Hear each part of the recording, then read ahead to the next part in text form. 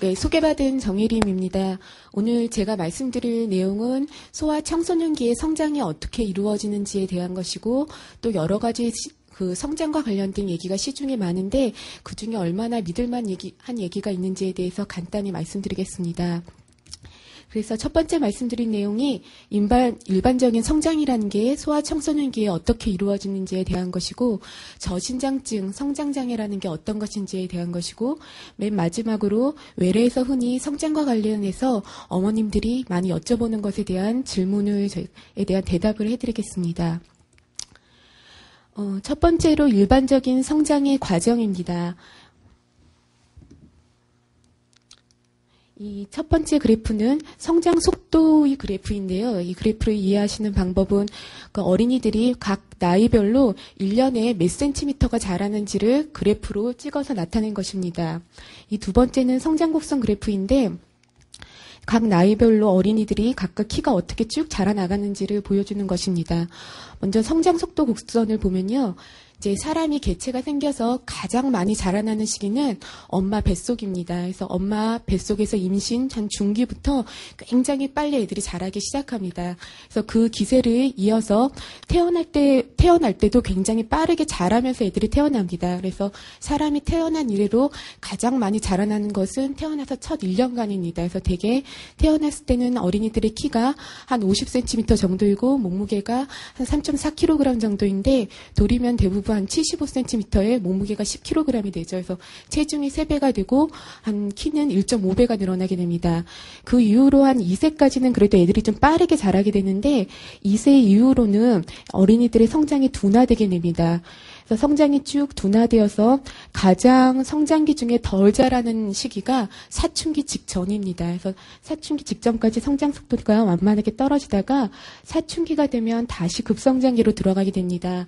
사춘기에 급성장기가 생기는 기전은 아직 확실히 알려져 있진 않지만 그 여러 가지 성호르몬들이 분비되는 것이 급성장을 유발하는 데 중요한 역할을 한다고 되어 있습니다. 그래서 대부분은 여자애들이 최근 같은 경우는 만 한 10살에서 11살 정도의 사춘기가 시작되면서 바로 급성장기로 드러나가고 한 2년 정도의 급성장기 후에 월경을 하게 되고 월경 후에는 성장 곡선이 완만해지면서 성장이 종료되게 됩니다. 반면에 남자애들 같은 경우는 한 12살에서 13살경에 사춘기가 시작이 되고 여자애들 같은 경우는 사춘기, 가슴이 이제 발달되기 시작하면서 바로 급성장기가 들어가는데 남자애들 같은 경우는 잠시 주춤했다가 음모가 난다든지 2차 성징이 조금 더 지나간 이후부터 급성장이 시작이 됩니다. 그래서 역시 한 2년 정도의 급성장기가 있은 후에 성장이 점점 완만해지면서 성장이 멈추게 됩니다. 그래서 성장에 영향을 주는 인자는 어떤 것이 있을까? 사실 이거는 말하기가 굉장히 힘든 요인입니다.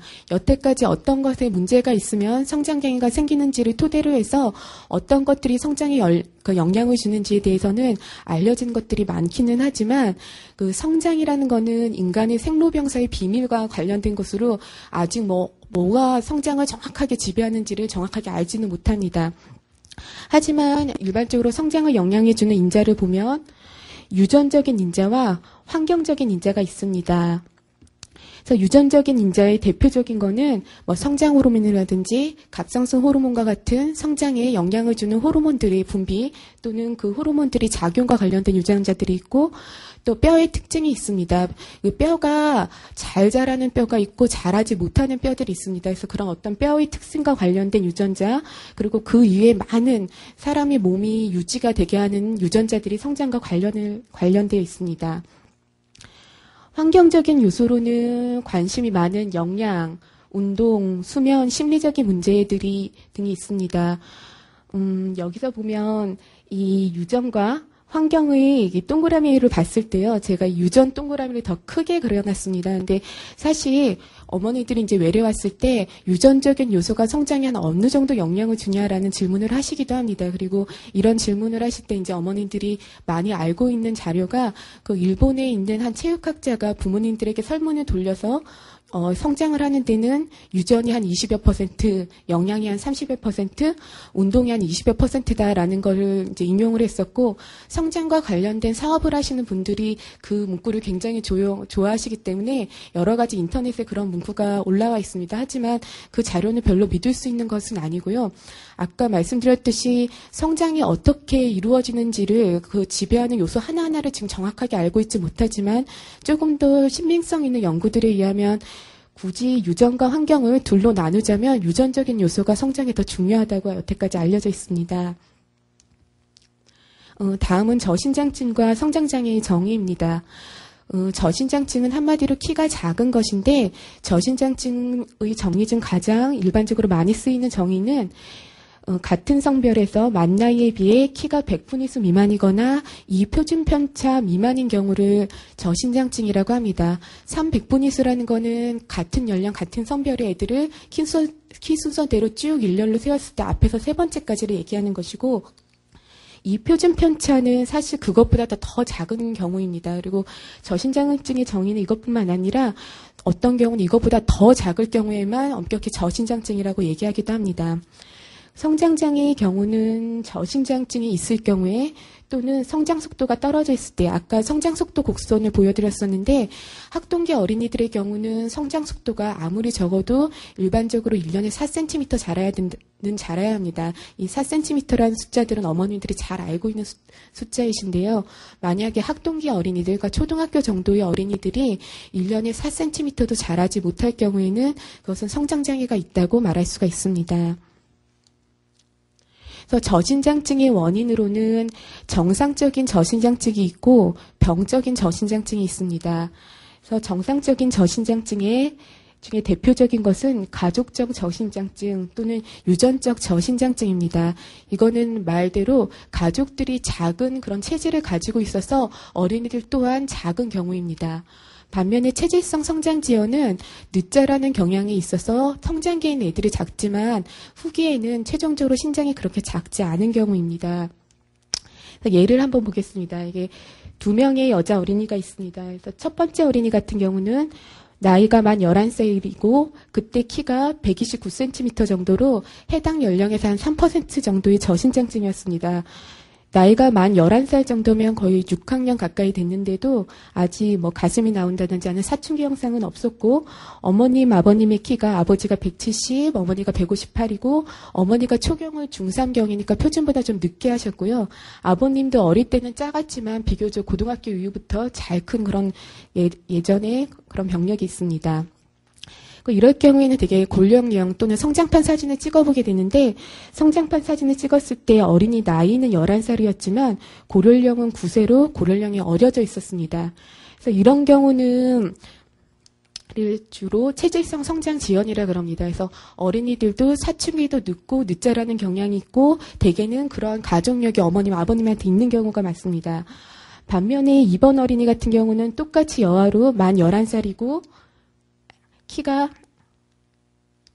129cm였지만 만 11살에 맞게 어느 정도 사춘기가 진행이 돼 있었고 당신 성장판을 찍었을 때 뼈 나이가 11살 한 반 정도로 자기 나이랑 거의 비슷했습니다.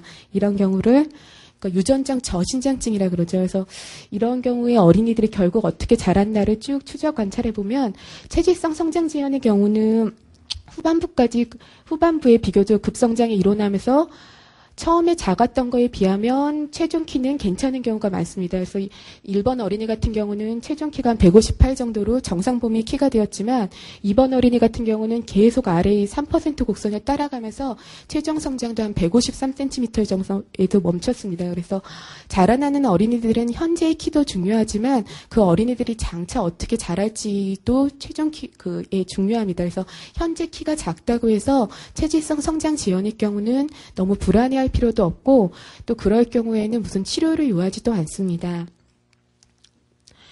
반면에 병적 저신장증은 다 흔하지는 않은 질환인데 염색체 유전자 이상 질환으로 대표적인 게 터너 증후군, 상대적으로 굉장히 흔합니다. 그다음에 다운 증후군, 프라더윌리 증후군과 같은 특별한 질환이 있는데 이러한 경우는 저신장증이 있는 경우도 있지만 다른 증상이 동반되는 경우도 있습니다. 하지만 터너 증후군 같은 경우는 주로 여아에 있는데 다른 증상 없이 저신장증만 있는 경우도 있습니다. 그래서 저신장증이 심한 여자 어린이 같은 경우는 터너 증후군이 있는지 꼭 한번 생각을 해보게 됩니다.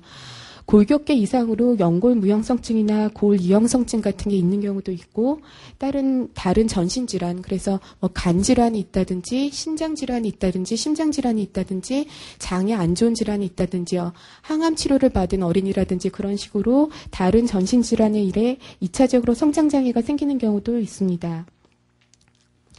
그래서 이제 마지막으로 성장과 관련해서 어머니들이 외래에서 흔히 물어보는 것들 몇 가지를 정리해 드리겠습니다. 그러니까 성장판이란 무엇인가, 고연령이란 무엇인가인데요. 이게 가장 대표적으로 찍는 고연령 사진입니다. 성장판이라는 거는 자라나는 연골이 있는 부분은 다 성장판이 있기 때문에 성장판이라고 말하는 거기 때문에 우리 몸 전신에 있습니다. 하지만 만약에 한 곳을 찍는다면 왼쪽 손이 가장 정확합니다. 그래서 이게 사진을 보면 여기에 보면 이게 어린이 손목이고 이게 이제 손가락인데요. 여기는 관절이니까 뼈가 안 보인다 쳐도 요런데 사이를 보면 뼈와 뼈 사이에 비어있는 부분이 보입니다. 그리고 여기 이제 손목 같은 데에도 실제적으로 어린이 손목이 물렁물렁하지는 않을 텐데 엑스레이를 찍어보면 마치 비어있는 것처럼 보이는 부분이 있습니다. 이런 부분은 실제로 비어있는 것이 아니라 연골이 있고 그런 연골은 활발하게 자랍니다. 그리고 그런 연골들은 시간이 점점 지나면서 나이에 따라서 일정한 패턴을 가지고 석회화됩니다. 그래서 나이에 따라서 그런 석회화되는 패턴이 있습니다. 그래서 만 3살 된 어린이들은 이러한 그 손 엑스레이 모양이 있었고 반면에 아기가 이제 만 11살 정도가 됐다 그럴 경우에는 아까에 비하면 이렇게 숭숭 비어 보이는 부분들이 뼈로 많이 차 보입니다. 근데 이게 뭐 실제로 없었던 게 생긴 건 아니고 연골이 석회질이 쌓이면서 엑스레이상 이렇게 좀 더 하얗게 보이게 되는 것입니다. 여자 어린이들이 되게 고연령 15세 정도가 되면 성장이 거의 멈추게 되는데 그렇게 되면 요 사이사이 보였던 성장판들이 완전히 막히게 됩니다. 그래서 성장판이라는 것은 나이에 따라서 일정한 패턴을 가지고 변화하는 성격이기 때문에 그것을 표준화하여서 나이처럼 생각을 합니다. 그래서 그것을 골연령이라 그러고요. 아까 말했던 체질성 성장 지연처럼 늦자라는 어린이들 같은 경우는 나이에 비해서 골연령, 뼈 나이는 훨씬 더 어린 경향이 있게 됩니다.